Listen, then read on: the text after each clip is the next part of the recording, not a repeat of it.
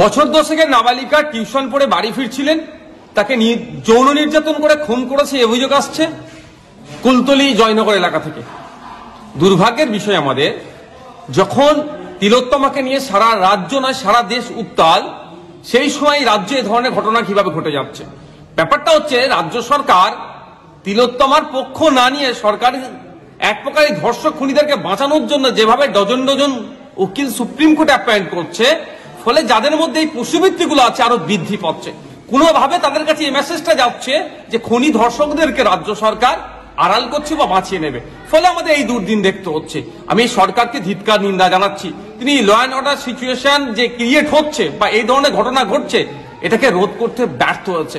যখন তিলোত্তমা ঘটনার পরে পুলিশের নিষ্ক্রিয়তা নিয়ে, পুলিশের ভূমিকা নিয়ে যখন প্রশ্ন উঠেছিল, তখন রাজ্য সরকারের রাজ্য প্রশাসনের প্রতি একটা দৃষ্টি নিক্ষেপ করা দরকার ছিল, সংস্কারের দরকার ছিল। কিন্তু দুর্ভাগ্যের বিষয়, এই কুলতলি জয়নগরে যে ঘটনা ঘটেছে, পরিবারের অভিযোগ, যথাসময়ে অভিযোগ জানানোর পরেও পুলিশ নিষ্ক্রিয় ছিল, পুলিশ গড়িমাসি করেছে।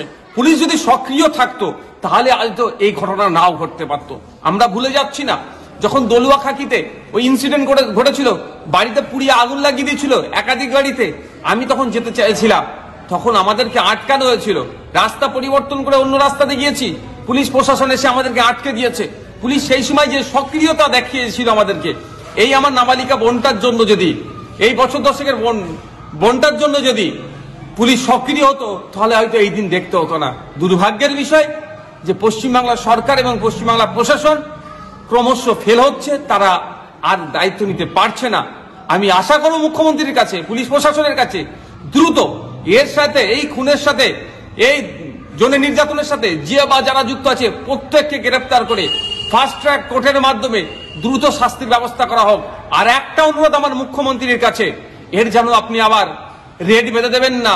লাভ অ্যাফেয়ার, ও প্রেগনেন্ট ছিল, ওর এটা ছিল, এই বলে যেন আবার আমার এই নাবালিকা বোনটাকে দেখে দেবেন না। এই অনুরোধটাও রইল মুখ্যমন্ত্রীর কাছে।